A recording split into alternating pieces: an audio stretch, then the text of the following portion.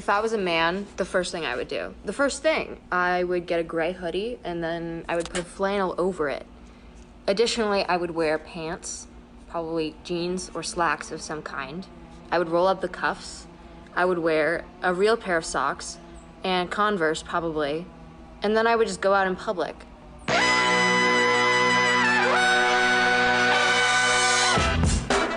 Good morning, Sweet World, and welcome to the No Dunks podcast on the Athletic Network. It's Thursday, October 20th, 2022. I'm J.E. Skeets here in the Classic Factory, and alongside me, as always, Tass Mellis. I am ready to talk about 12 NBA games, 24 teams. Ooh-wee, here we go. Next to him, it's the bearded one, my top shot hot boy, Trey Kirby. Hey-o! Hey-o! And over yonder, making the magic happen, super producer JD. Hello. There he is. Here we are. Shout out to the stream team and shout out to Stuart Sanders. Saunders, damn it! It's a tough name, Stuart. You love 90210. We were just debating. Steve Sanders, Steve Saunders. Stuart Saunders. There he is. Can't believe I botched that. I was practicing it for like 10. I ran into a No Ducks fan named Stuart Saunders down at the Fortress last night. Shout out to Stuart. He watches every show. Everybody joining us here on YouTube, we love to see it. Like, subscribe, comment, share the show. Get your No Dunks merch over at nodunks.com. Send in your questions and comments to @NoDunksInc. That's INC on the end.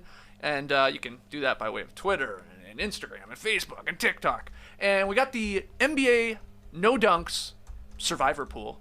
Not the reality show. We do have no buffs coming later today, but we have the link there in the description of the podcast and under the YouTube video. Get in. It starts next week when you can make your pick. It's just an NBA pool. It's an NBA pool. That's right. Yep. And you can win some jerseys. Top 3, I think, can win some jerseys. Neat. Also, check out yesterday's Is This Good podcast with Matty O, myself, JD, and special guest, Graydon Gordian, who was bringing some takes. Yeah, he was.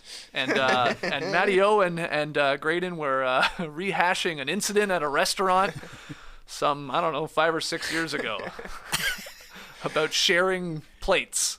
Busy day yesterday. Didn't have a chance to listen to Is This Good yet, but I saw some tweets going around, some comments on YouTube.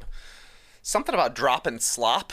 A slop drop of some that sort. was the first 5 minutes. Jeez, yeah, That's when I tuned out. Matt got I'm graphic. not listening to this. He got graphic. Yeah. Is This Good? By the way, we are spinning off to its own YouTube feed and its own podcast feed.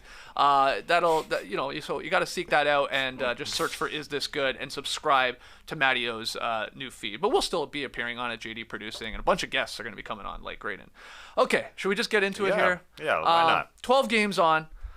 The real opening night. Yeah, it is. Yeah, it is. Also, too many games. Way too many. Let's be honest. Too many. It's way too many games. We won't get to everything, at least very doubtful we will. And just so you know in advance, yes, we hate your favorite team. We'll get there. I think we'll mention every team. We'll see. Should we just say them now? You just want to list the team names? No. I want to start with some questions here. First one, most entertaining game. You're about to address 2 teams here. So yeah, there we go. Check them off. What do you got?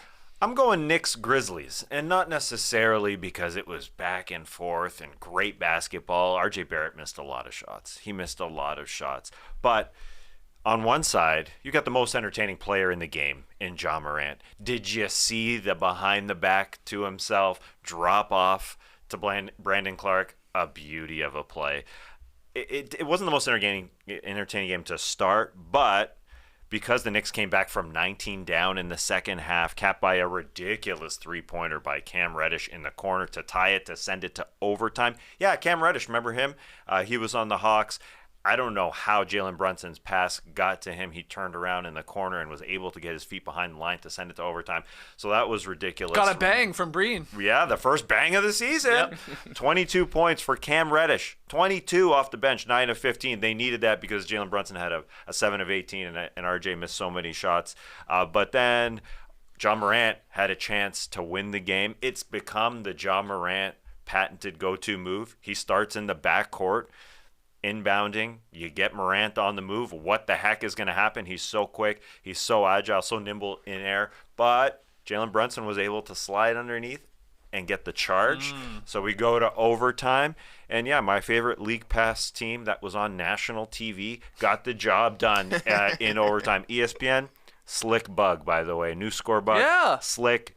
Not a billion pieces of info on there. It's called a score bug because all we need is the score, and they did the job very well. And yeah, it was just you saw, even though again, Knicks fans didn't get the win. Jalen Brunson 7 of 18. RJ Barrett, I'm not even gonna mention his line. It wasn't good, but at the same time, they got to be happy they came back. Will you get a performance like this from Reddish again? Anyways, the League Pass team performed there with John Morant. We have learned 2 nights into the NBA season, Trey, that it's a game of runs. It's a game of the runs. NBA game, and big leads are fake. Leads don't mean anything. Exactly right. We'll get to another big lead that was blown for my best game in a little bit, but this was impressive by the Knicks, I thought, to actually battle back here. I thought a pretty controlled game by Julius Randle, somewhere in between his All-NBA season and his all-stinky season last year.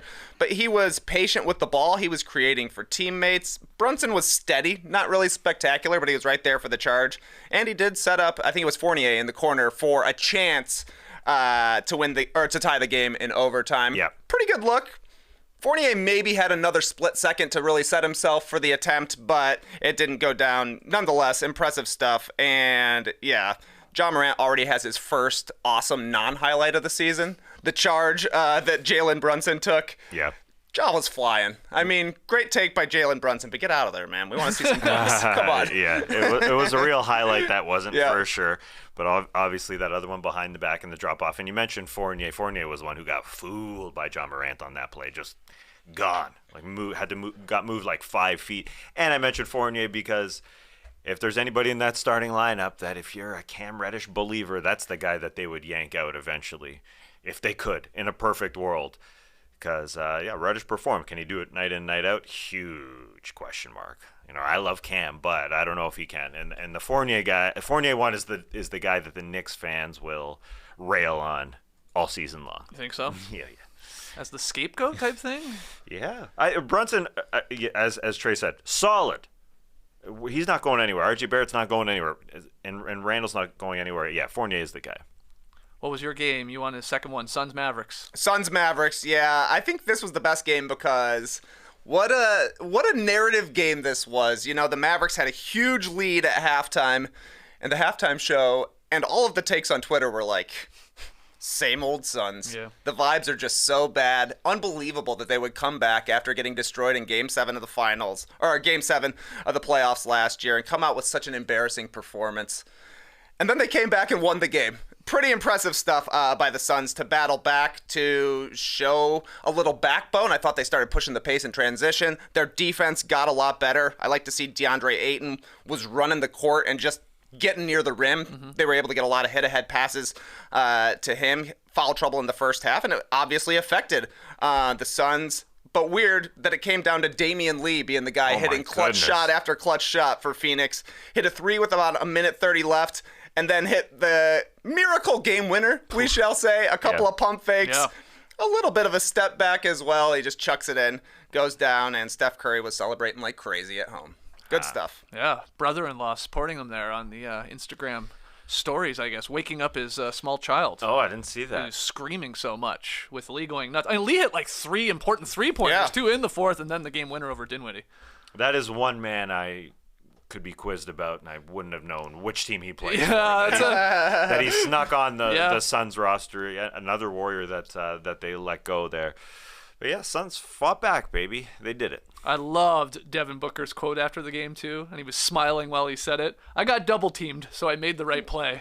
Obviously alluding to the infamous videos of him being double-teamed in, like, a summer pickup where he's getting all frustrated and, like, why are you doing that? I thought that was pretty funny. He had a good game, too, obviously pretty instrumental in the comeback. Because they went to, like, point book. Mm-hmm. That was the thing that Monty Williams did down the stretch. Like, I don't know, final 5 or 6 minutes, it was not Chris Paul out there. They ran with Devin Booker as the point guard and Lee out there hitting all these shots, and they got the victory. That's how Lee was on the floor because Chris Paul was on the bench. But I was going to save some Christian Wood talk for comeback player because it feels like this is a new version of Christian Wood. But speak on it. You're excited about Christian Wood with Luka Doncic. I didn't really have a lot of belief, but my God, he was great. 16 straight points for Christian Yeah. Wood.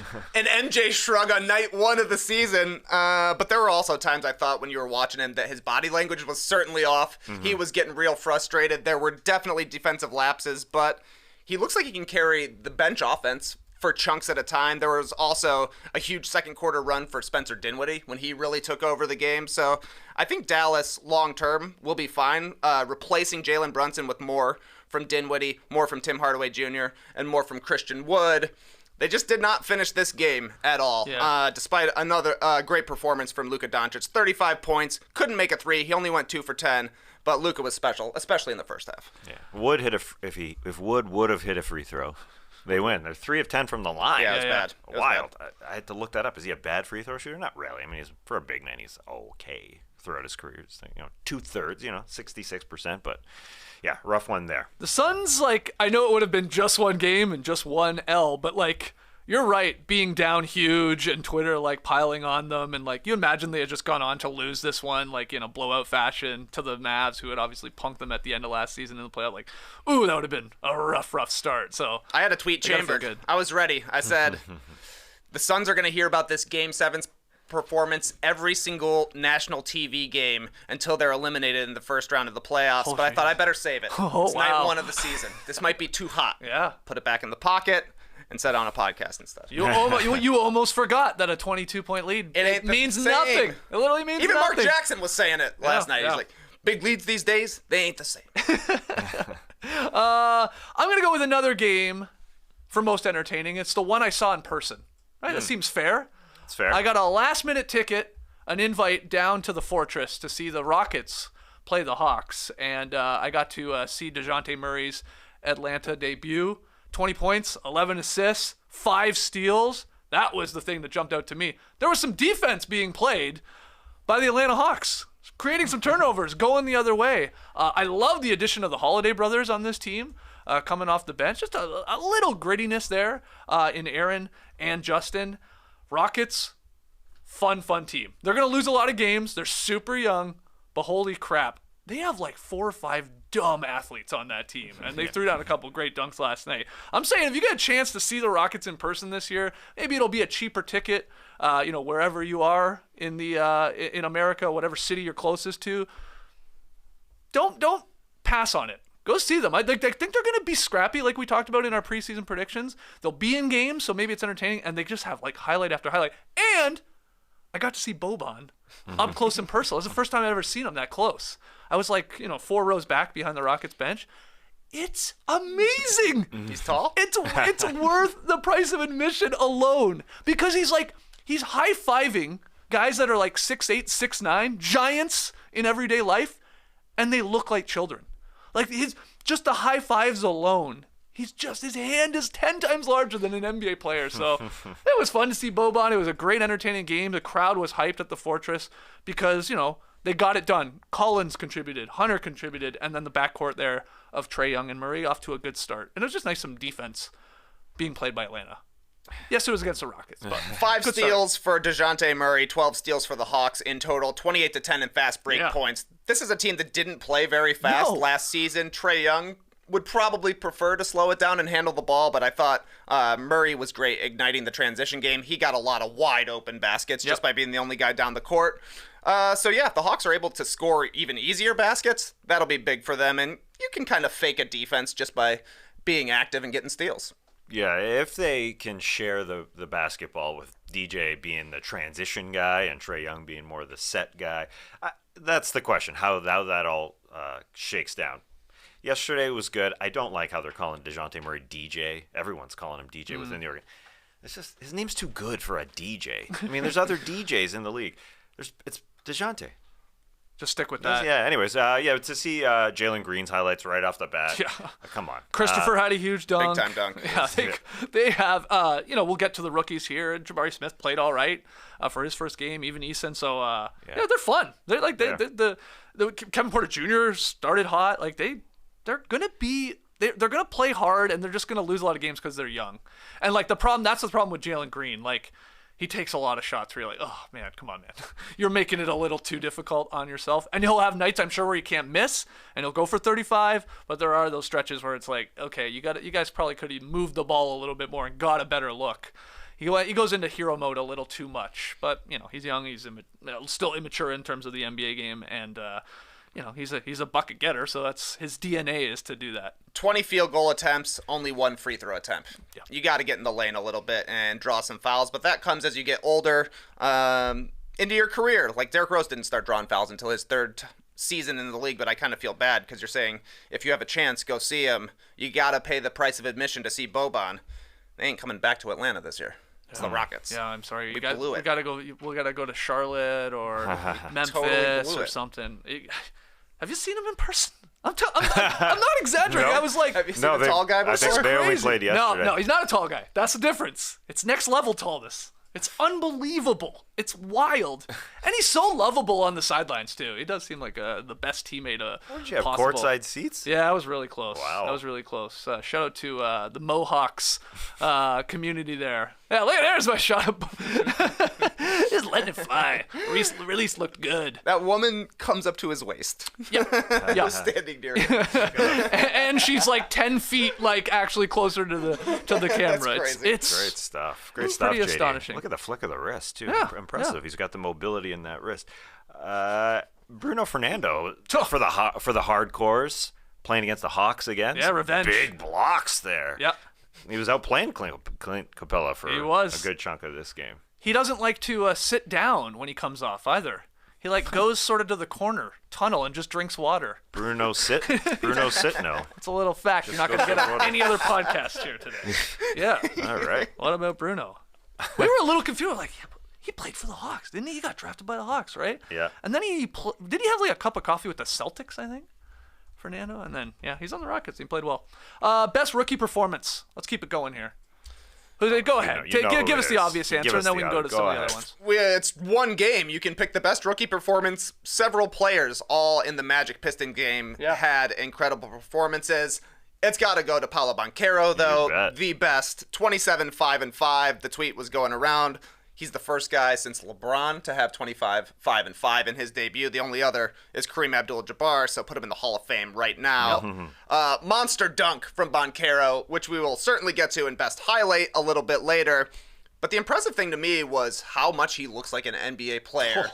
He is so thick. He's so strong. He runs hard in transition. He was finishing plays. He was creating plays. You can see why he went number 1, and he's probably going to lead the Magic in scoring this year. Yes. He looks ready to be a 20-point-per-game guy off the jump. Yeah, and lead the offense, have the offense go through him, because he can play at so many spots on the floor as well. Like a guard brings it up, he could be at the high elbow, and he's a big-time weapon from there because he'll go through his defender. Yeah, what was more impressive to me, the 5 assists, the 2 blocks, just sharp everywhere. Yeah. So, the highlight obviously was the cherry on top, but it was like 27 points, and it didn't really press. He didn't press No, at all. not at all. He's just playing basketball. Yeah, he is, for his size, he is a terror in transition. I mean, he is way faster than I guess I thought. And I love that he balances, like he's composed, but he's aggressive. And I think that's one of the most difficult things to do for a new player, and especially a number 1 pick, where there are expectations to hey, get us to the playoffs or get us to the play-in. And one game in, man, he had great balance in this game that they ultimately lost, and the Pistons get the victory, and they had a couple other great performances from their rooks. But 27, 9, and 5, 11 of 18 shooting, that's a hell of a start. I mean, it's the most points by a number 1 overall pick since Iverson, way back in '96, who went for 30 in his debut there. So good game, despite the L. But let's talk about some of the Pistons too, because Jaden Ivey and Jalen Duren, both awesome line stats. They were. Jaden Ivey is going to benefit so much because he plays with Cade Cunningham. Cade can just do all the ball handling, and Ivey is not afraid to shoot at all. He gets the ball in his hands, and it's a bit of an odd 3-point shot. It's a pusher, but a couple of them go in. He just aims and fires, so he's going to benefit so much. He's a ridiculous athleticism. If there's focus on Cade, Jaden Ivey is going to benefit from that. So I liked his game and a perfect backcourt combination. And Jalen Duren came out of nowhere. What a job by Troy Weaver to get both those guys on draft night. And yeah, they beat the Magic in the end. It's not an extremely impressive win, but that's what the season is all about, is getting Jalen Duren reps. And that guy is exactly as advertised. Block shots and play hard and play above the rim. He looks like he's a vet as well in terms of just he knows what he has to do. Run the floor, dunk that thing, and block shots. He was great. 14 and 10 and 3 blocks.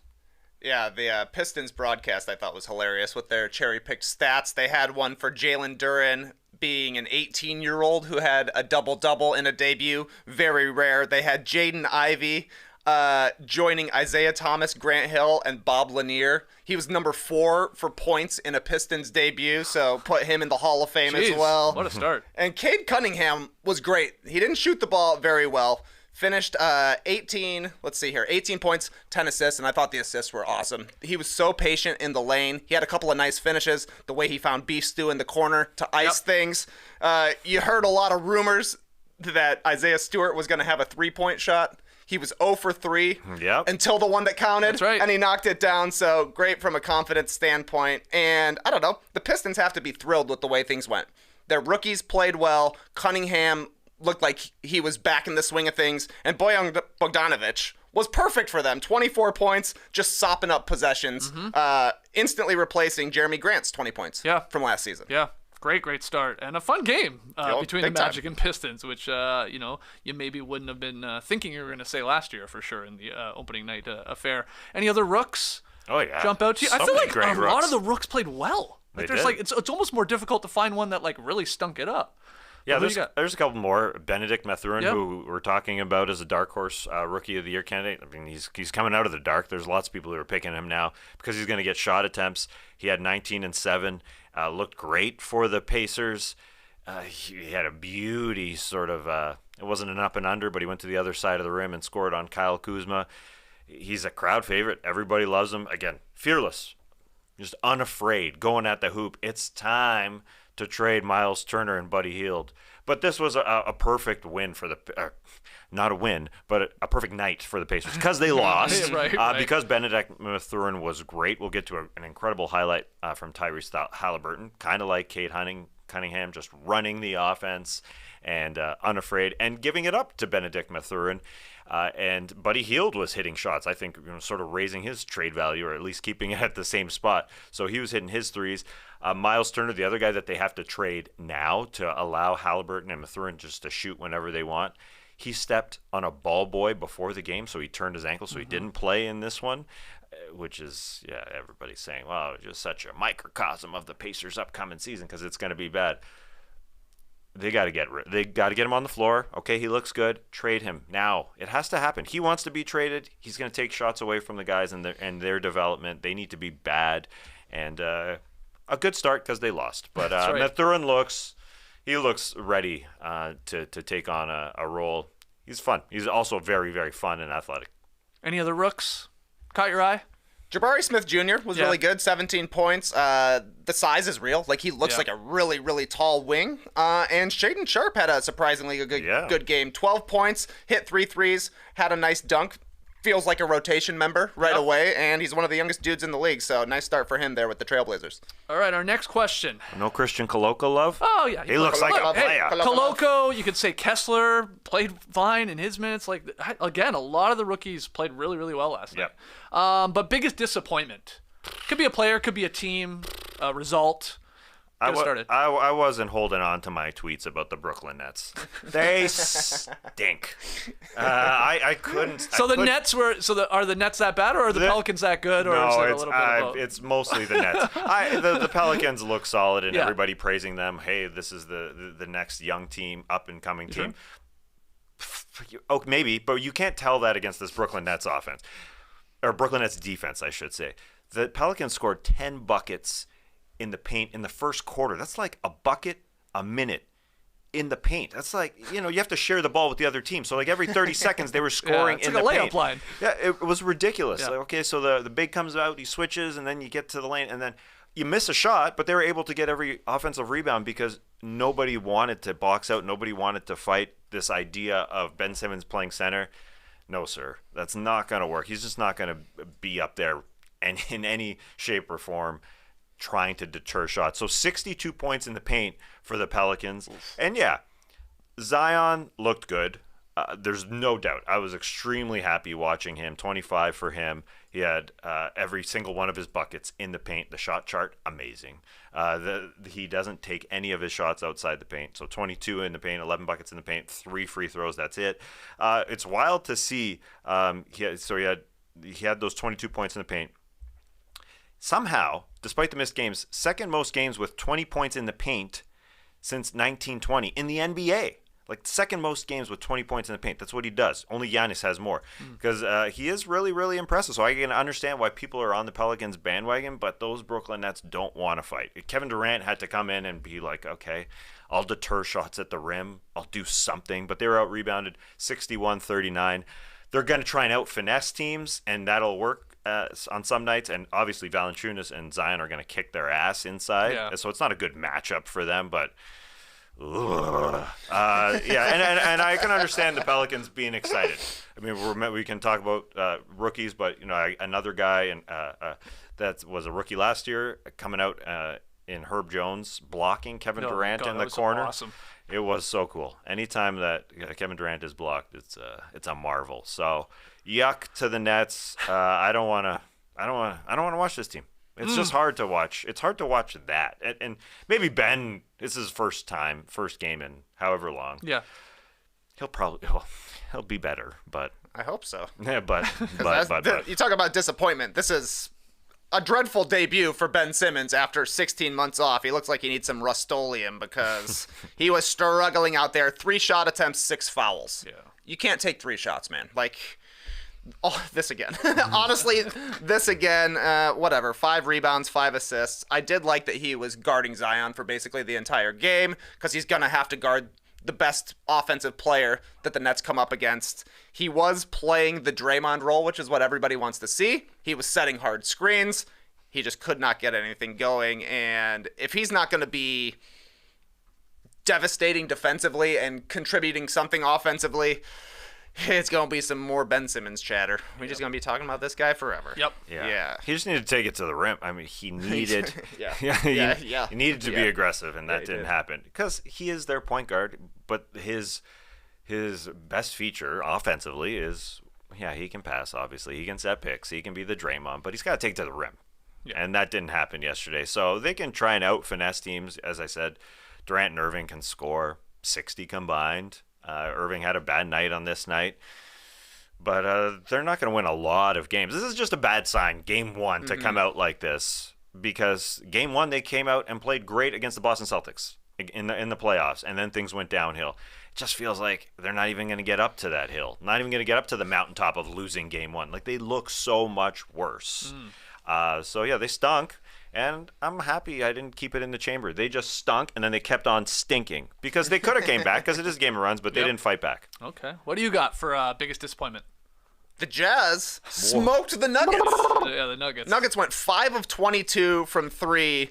That's a problem when you've got a great passer who gets double-teamed all the time. If he's kicking it out, you got to hit some of them. The defense was not there at all for the Nuggets. They gave up 123 to a Jazz team that's basically just meeting each other. Colin Sexton was cooking. We'll get to him a little bit later in one of my favorite highlights from the night. Jokic was good. 12 of 17 from the field, 27 points, 6 assists. He wasn't crushing the glass, but if he doesn't get help, it's the same Nuggets team as last year. Only 26 minutes for Jamal Murray. He scored 12 points. He's going to get better as the season goes on. But a great performance, kind of. A solid performance at least from the starters for the Nuggets. The depth is going to be a problem, it looks like. You didn't like what you saw from, Bones, Brown, 1 for Green. 6 from 3. I mean, Bones and Brown are good, but you can't really have a 7-man rotation on this team when 2 of your top 3 are coming back from serious injuries, and you're not exactly sure how often they're going to be on the court or for how long they can stick around. So just a bummer start. Best thing to happen, Jeff Green poster dunk. Always. Wow. Another season, another Jeff Green poster. In 2022, they allowed 75 first half points to the Jazz. That's bad. I think, even though I know both of us picked Denver as a team that could be the 1 seed in the Western Conference, I think they do lay some of these eggs at times, if I recall from last season. And they got better in the second half, there's no doubt. They turned it on in the third quarter. They were pretty solid defensively. They just couldn't come back from that hole.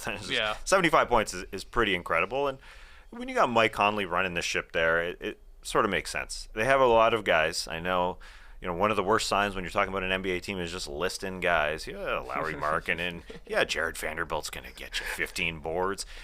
But, some of these guys can score, especially when Denver wasn't playing defense. The fact that they got off the bench, you mentioned Walker Kessler earlier. Colin Sexton was great down the stretch.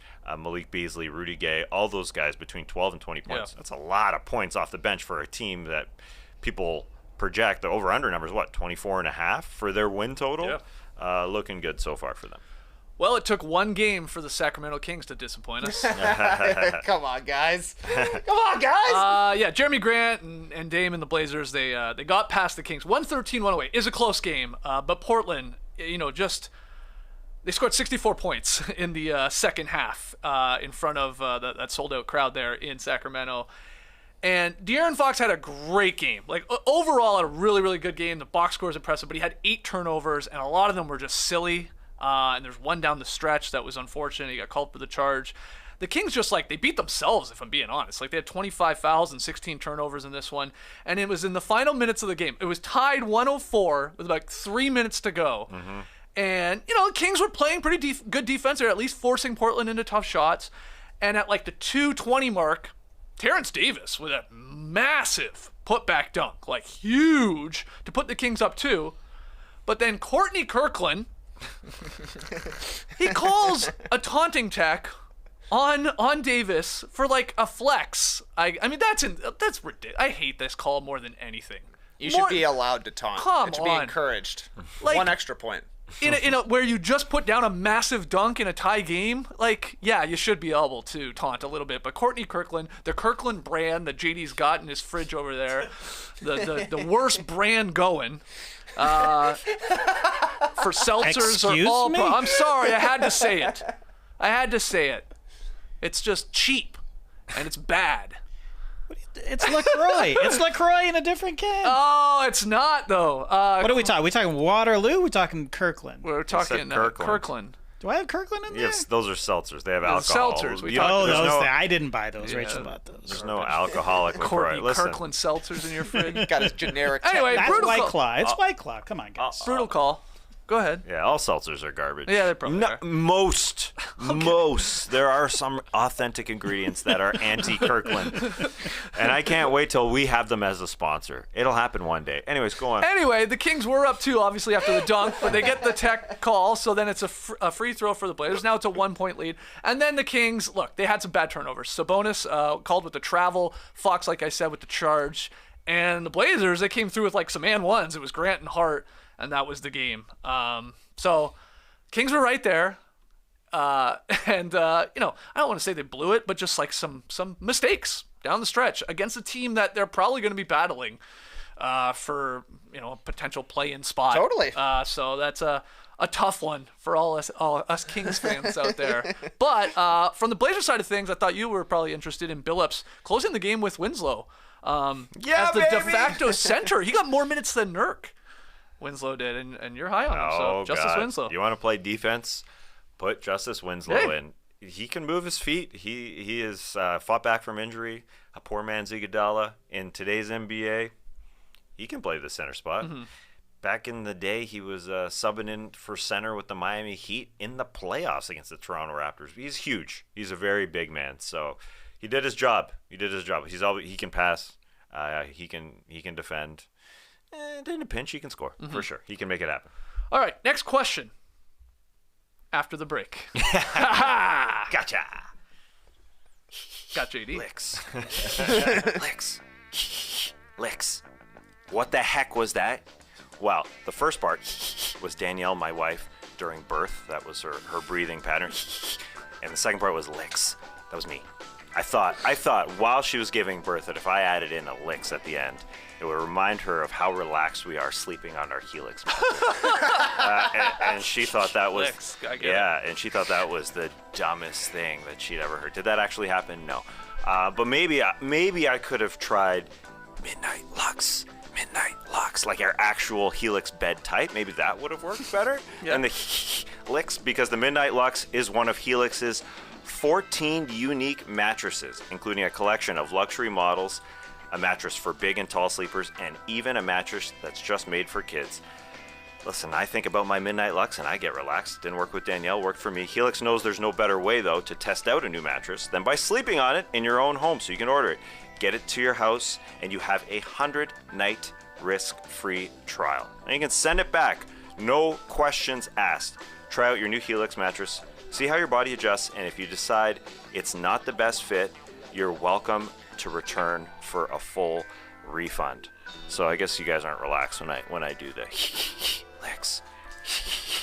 I was stressing a little, to be quite honest with you. I wasn't sure what was going on there. Yeah, well, I'm thinking about starting an ASMR playlist on our YouTube channel, just making some noises. See if people latch onto that. Noises. Yeah, the Classic Factory's turning into an ASMR factory. I like it. We've got that buzz in our ears. Doesn't really work for ASMR. Yeah, that's not putting me to sleep. No, it's not. Helix will put you to sleep, though. Helix is offering up to $200 off all mattress orders and 2 free pillows for our listeners. Go to helixsleep.com/nodunks. With Helix, better sleep starts now.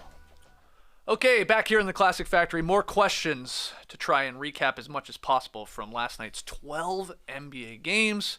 Our next cue, most impressive return. Trey?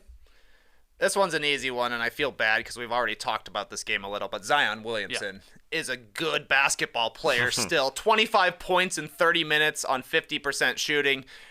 He also added 3 assists and 4 steals, only 2 turnovers.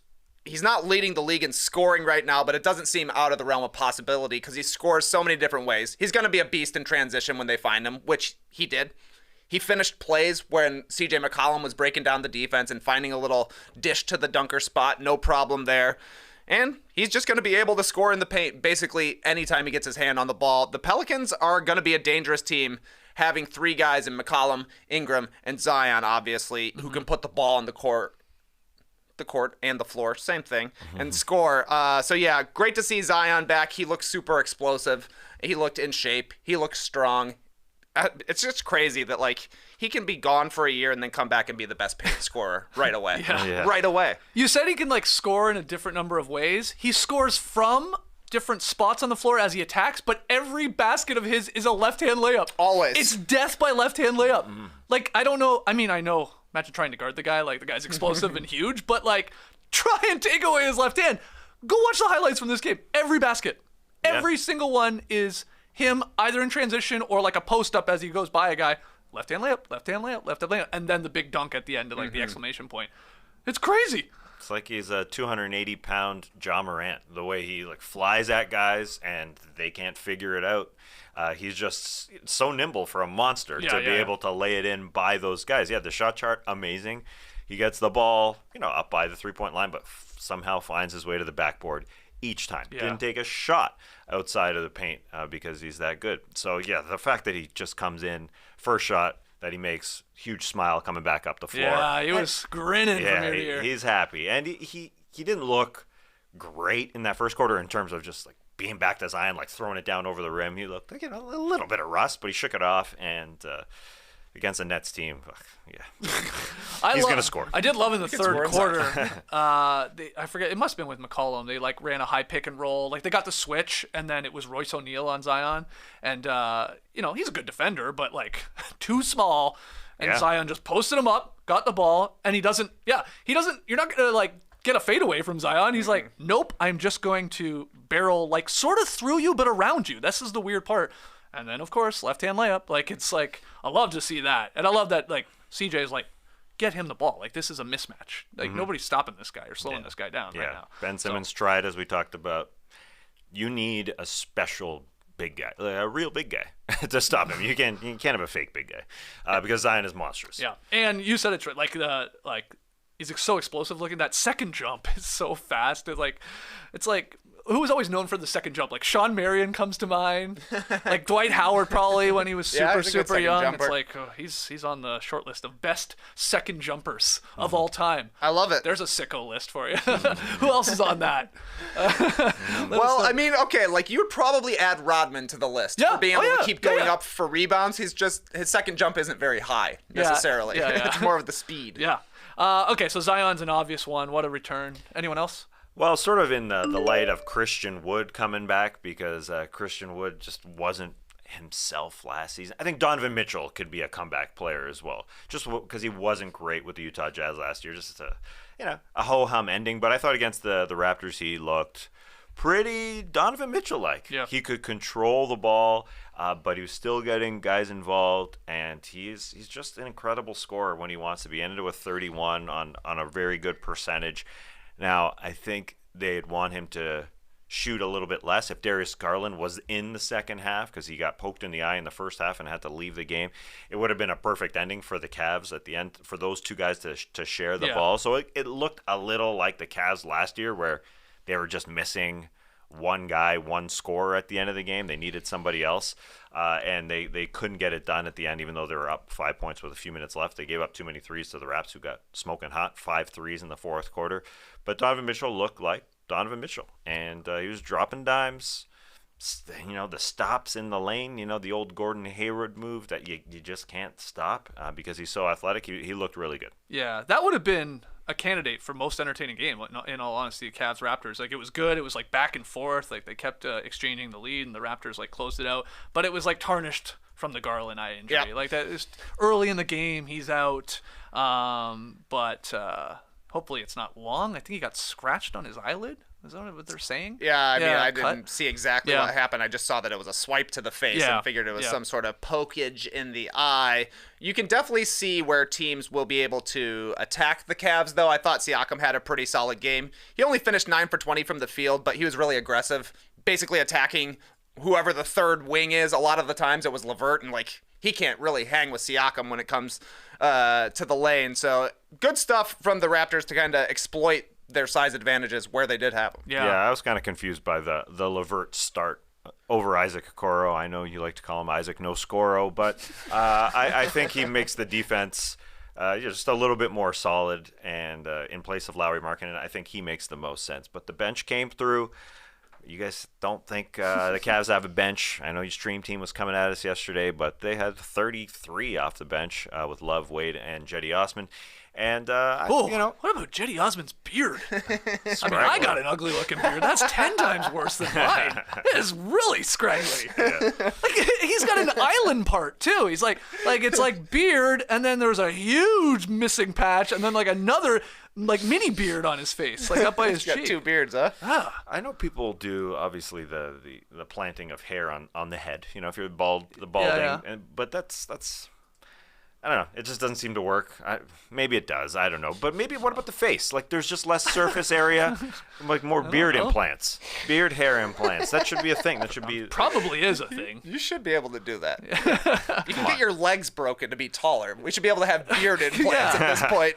But honestly, Chetty Osman, he should keep the facial hair. He was great last night. He was 17 so good. points. He was good. Hit 3 threes. He had a real sick spin move out of the post at one point. Maybe he'll be the starting forward eventually for the Cavs. He could. Yeah, they're deep. I don't care what anybody says. They're deep. They've got guys to come off the bench, disciplined by us to not talk about them until 45 minutes into the game. The Raptors, the Raptors specifically. But it was entertaining. Jetty Osman had that great move. Evan Mobley was great, deterring Scotty Barnes on one shot. Then he went coast to coast with a spin. It was 25 seconds of all Evan Mobley. So it was good. It came down to the wire, and the Raps somehow outscored the Cavs in the last quarter because they just know where to get their shots. They were hitting corner threes. Mm-hmm. They did a good job of that. They figured it out. But these two teams will be going all season long. And it's just one game, but put Jared Allen on the very short list for Defensive Player of the Year, man. That guy deters so many shots at the rim. I think the box score probably only shows him with 2 or 3 blocks, but holy crap, he was in a lot of the Raptors' heads, around the rim. You're like, that guy is everywhere. He is so important to their defense. Next question. Maybe we will get to some Raptors or maybe even the Bulls here. Biggest surprise, Trey Kirby? I'm surprised that I get to say the Bulls are back. Wow. After opening night for the Chicago Bulls, they won a road game against one of the best teams in the Eastern Conference. Seems unbelievable to say it out loud. They went 1-14 against the top 4 last season. We'll see where the Heat end up this year, but they were the 1 seed last year, and the Bulls did it on the road. They looked like the same early season Bulls that they did last year. They were getting a lot of steals and getting a lot of transition opportunities, which is the only way they're going to really able to have an impact defensively this year. Lonzo Ball obviously was out. Zach LaVine surprisingly out coming into this game, so the Bulls were missing their starting backcourt, but it didn't really matter. Ayo Dosunmu stepped into the starting lineup and looked like Lonzo. The way he was pushing the pace and playing defense, scoring in transition, I thought was huge. Goran Dragic and Kobe White both got hot in the second quarter. Dragic 4 for 4 from 3, really kept the Bulls in the game when this could have turned into a blowout. And then DeMar DeRozan, he still got it. 28 points in the second half, 19 in the third quarter. Bulls were struggling in the fourth, about 8.5 minutes left. It looked like the tilting point of this game. If they blow it here, the Heat are coming back and winning, but DeMar comes back in, scores 9 down the stretch. Vucci hitting the offensive glass, finished with 17 boards, couple of clutch ones, to be quite honest. But DeMar carried the Bulls home. It felt like, the Bulls from October to January of last season. The Bulls are in a tough spot, though, right now, because they have to go the entire season of being good. They can't be good for 3 months this season. Nobody's going to buy it. They can't be good for the last 2 months of the season. Nobody's going to buy it. But for one night, they're back. Good stuff. Hell of a start. Incredible. DeMar led the way. It was just shocking, really. The other shocking thing to me, other than Denver losing by $1 billion to the Jazz, was the Charlotte Hornets coming out and destroying the Spurs. Now, the Spurs are going to be bad. But the way the Charlotte Hornets were just hitting shots, it just seemed like these guys were playing in an open gym a lot of the time. I mean, P.J. Washington, step back, whatever. Kelly Oubre looking like the best version of himself. And maybe they felt confident against the Spurs team. Nick Richards off the bench. They were just getting it from everywhere. And I tuned into this one via NBA app stories. What? The NBA app has stories, just like Instagram. Yeah. And I think they go away at the end of the games just to make sure you don't ingest the game that way. They want to make sure that you watch the games, so they went away. Anyways, it was fun to watch that.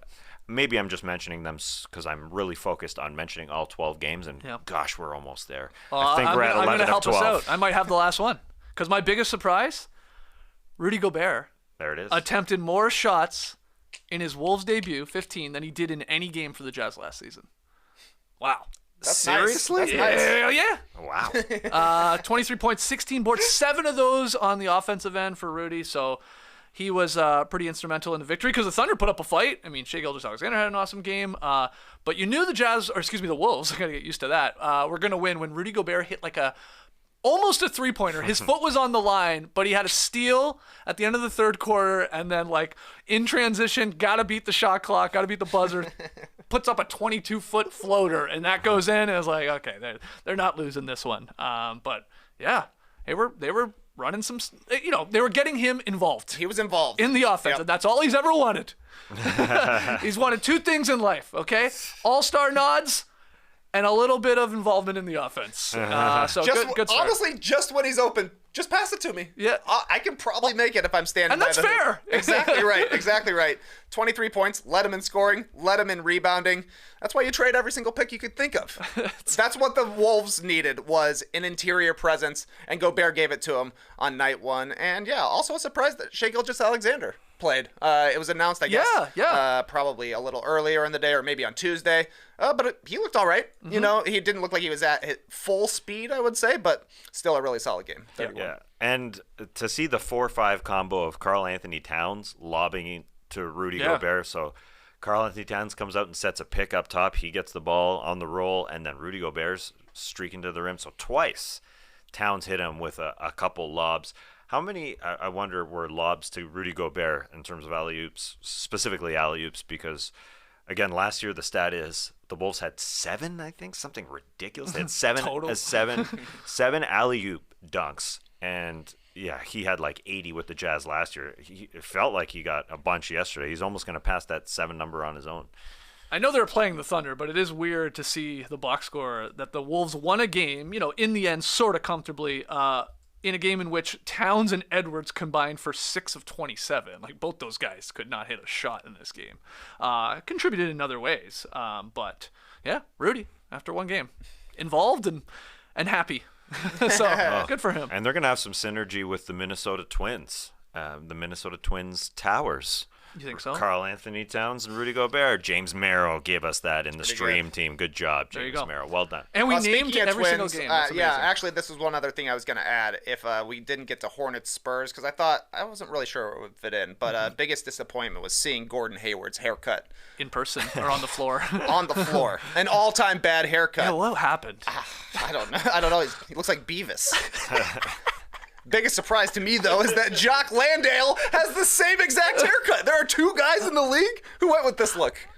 Is it possible it's going to be a cool look like that we don't know about? Those Pick guys are pick somehow. a payoff, shave your temples. Man. Temples off. Yeah, we've got a lot of wild early hairstyles.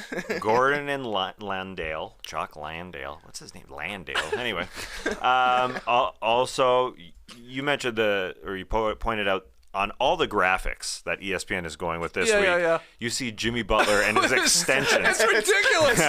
It's so funny. Very funny. Like it's like on NBA's YouTube thumbnail too, because they always put like for the condensed game like the 2 star players from each team, and there's Jimmy Butler with his crazy long extensions, even though he doesn't have them now. Yeah. Just did it for media day, just to mess with them. So good. And you mentioned Rudy Gobert. He's got the highlights happening too. Somebody else does. Denny Avdia with the Wizards got the start. That's a good start. He's got highlights. We got a lot. Highlights, huh? Yeah. Pure boy band look. Yeah, So I did see. In all honesty, I saw like article going around that might be coming back. That the frosted tips, the highlights. Yeah, it's gonna have a moment here. I don't know. It's about time. Yeah. I mean, we've gone through the 90s. We're getting into the early 2000s. Nora actually sent me a picture of Alex Albon, the F1 driver. He looked like the lead singer of LFO. There you go. There you go. Abercrombie and Fitch on the way back. All right. Just one wish. Final question. Craziest highlight from last night. What do you got, Trey? Get started. I don't have the craziest highlight. I don't. Maybe the most unusual highlight, I will say. This was from late in the game, Nuggets versus Jazz. It's basically Colin Sexton icing the game for the Jazz, and he stops. He rears his foot a couple of times on the court, and then he just pauses and waits 3 or 4 seconds before finally attacking Jokic and getting a bucket to ice the game for the Jazz. But it seems unbelievable that a player stops and waits for that long. Yeah. Usually when they're running out the clock like that, you're dribbling around or pointing or something. He's just standing and waiting. It's like LeBron's first ever Nike commercial against the Kings when he's standing there. Oh, yeah. Oh.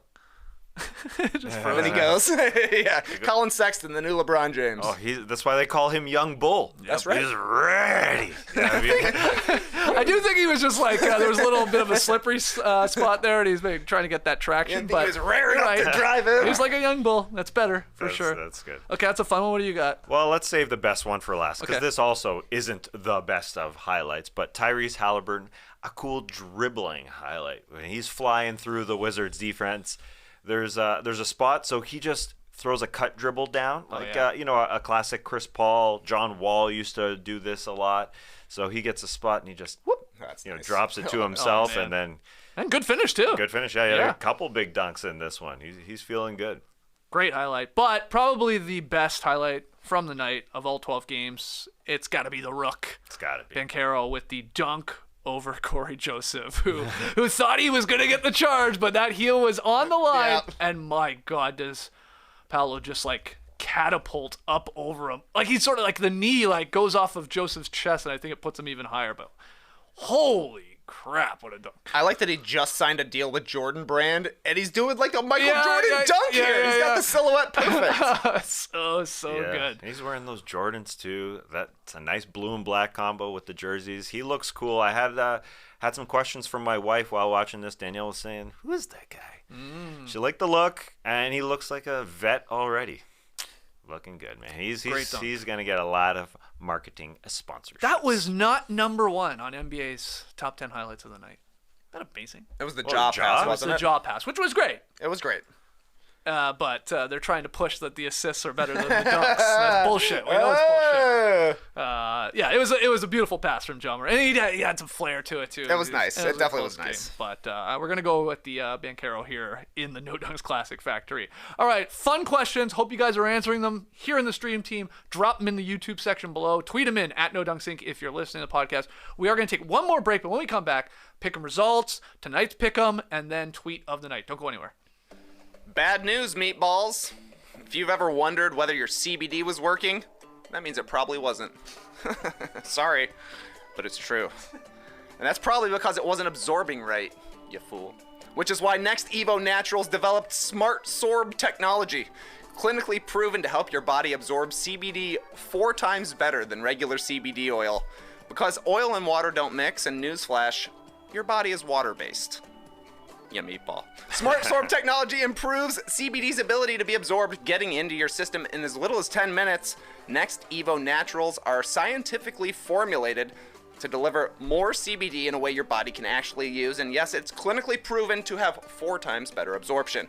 So step your absorption up and get your supply of NextEvo Naturals Revive CBD Complex today.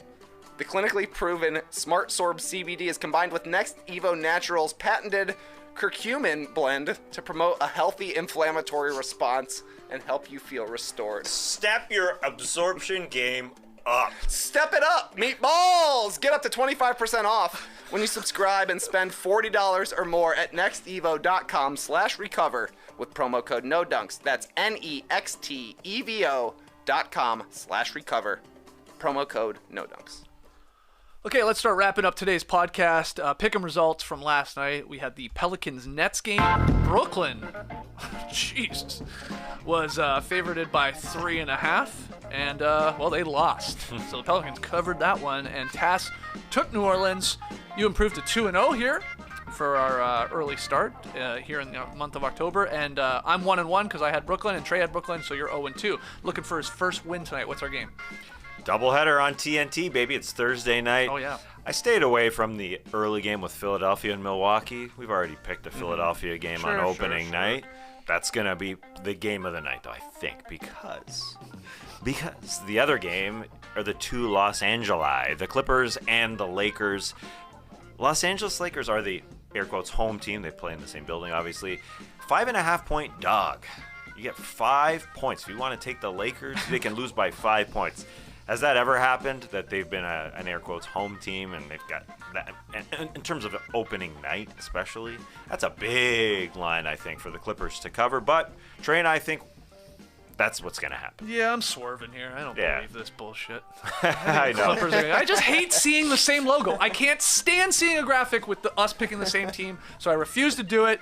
Give me the dumb Lakers to cover, I guess. That's all I need. I don't even need a victory from them. Well, you'll be right. Don't worry about it. Yeah, that's true. It's maybe I'm going to have no sideburns in a few weeks here. So. you're going to be Beavis or Butthead. Which one is it? I can't remember. I've got more of a butthead look, I think. All right, so these guys got the Clippers. They got to win by 6. And I got a lot the of Lakers. points. Yeah, it is. What if we were to put a different Clippers logo in there 3 times? Maybe would that appease you? A little bit. Anyway, I get it. But it was a perfect storm because you don't believe in the Clippers, and so you weren't going to pick them on opening night. Okay, let's get to tweet of the night.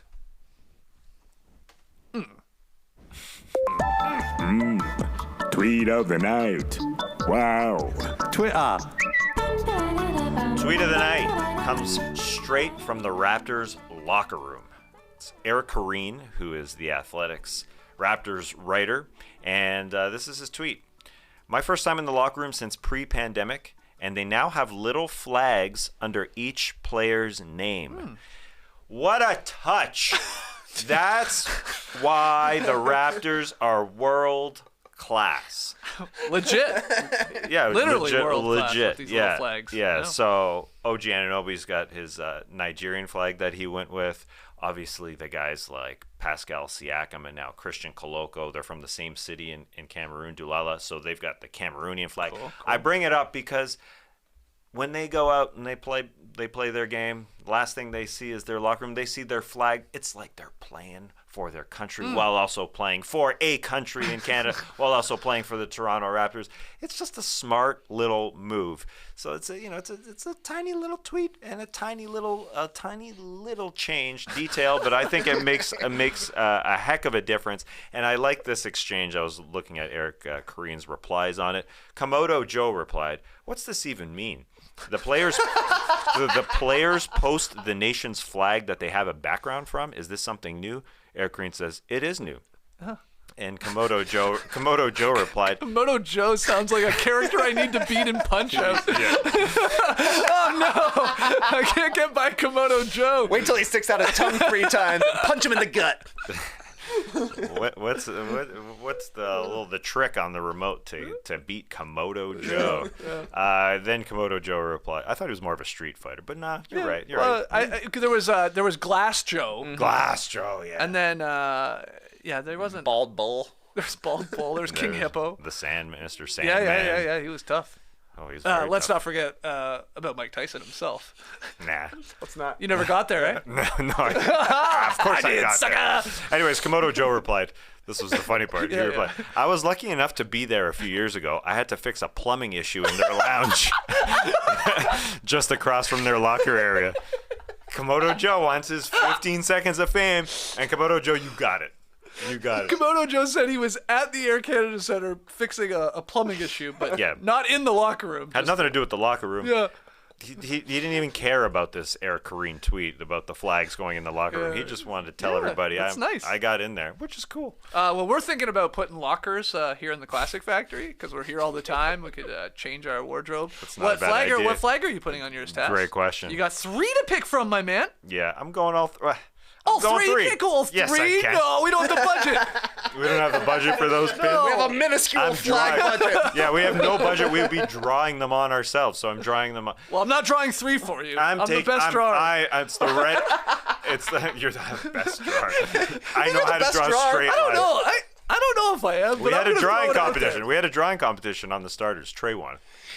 I don't think I'm a good drawer. I wasn't. I'm average drawer, mediocre drawer. Yeah. Okay. Anyways, it doesn't matter. It does matter. You have to pick one. I'm picking the Canadian flag. That's I'm an easy one to the draw. red Good. and white.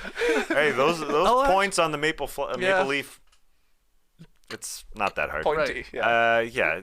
Would you rather draw 50 stars? The Greek flag is probably the easiest, really, right? Yeah, all straight lines. Yeah. At the very least. Oh, yeah. How to draw flags. You wouldn't draw a flag freehand. Like you would. You'd use stencil? rulers and stencils. Yeah. Right. You want the line straight. It's a flag. Okay, we're putting a flag. Canadian. You don't want to screw up. Anyways, all right. What flag are you going with? I'm going with the Canadian flag. But you could use the American flag now. You can vote. I'm a citizen. You're a citizen. I voted. Yeah, good for you. #, plan your vote. Good. American for you, I assume. Yeah. I got one choice, man. You want to give me a different one? I was trying to think. You want to draw me the Illinois flag? Is that tough? 4 stars in the middle, so significant decrease in stars. It's just, there's a blue line on top, blue line on bottom, red stars in the middle. That's different I from the always thought Chicago that flag flag. is Chicago, but that's Sure. Yes. Yeah. I guess Illinois probably does. Illinois probably does have a different flag. I think of that as Illinois' flag. okay. Okay. Because some of those state flags. I don't want are- Illinois' flag. It sucks. Oh, does it? Yeah, it's just an eagle in a circle. It's too tough. I can't draw that. All right, let's call it there. Guys, if you're a Survivor fan, new No Buffs coming up later today around 1 p.m. Eastern. No Buffs, our Survivor podcast, has its own YouTube feed and its own podcast feed. So go subscribe to that. Go like the video if you are a fan. What am I trying to say? Just fucking come hang out with us. Jesus. Watch it. Just watch this episode with Just us. watch the episode. You don't even need to watch Survivor. It's fun. Like, we just debate weird things. So that's later today. And then tomorrow, we got the Drop podcast. Mm-hmm. Very, very exciting. So rapid fire questions, worst of the week, maybe in the mix. We'll see. You betcha. And we'll be talking about, of course, tonight's two games on TNT, breaking those all down. And maybe like a quick look back at this very short week. Maybe some predictions we want to take back already. Some mulligans. Yeah? It was actually National Mulligan Day on Monday or something. What? It's, It was National Mulligan Day. That's all I gotta say. That's all I got to say. The golfers You love couldn't that make it day. Friday for when we're gonna have our mulligans? Yeah. All right. We'll talk mulligans tomorrow. Live at 10 a.m. Eastern here from the Classic Factory. Until we see you next time, Clipper Bros. You heard it here first. Have a great time. Turn up. Love you guys. Awesome. Thanks for joining us, and remember, wanted to shout out Mike Mulligan. Saw him down at the Hawks game last night. Sorry, Stuart Saunders. Man, it's a memorable name, but it's Scott Sanders, Saunders, Stewart. He's not Little Stewart either. Big guy. He's not a minion. It's called beef stew. This guy was a big guy. He's 6'7", 6'8". Used to play college basketball. Oh, gotta respect him. I did respect him. I talked to him for 10 minutes. I gave him a shout out. I butchered his name. I feel so bad. Oh, Scott. Scott actually said Scott got shot on 90210. Sorry, I'm going back to Steve Sanders, right? Yeah. That was Scott. Tough episode. Brace the day.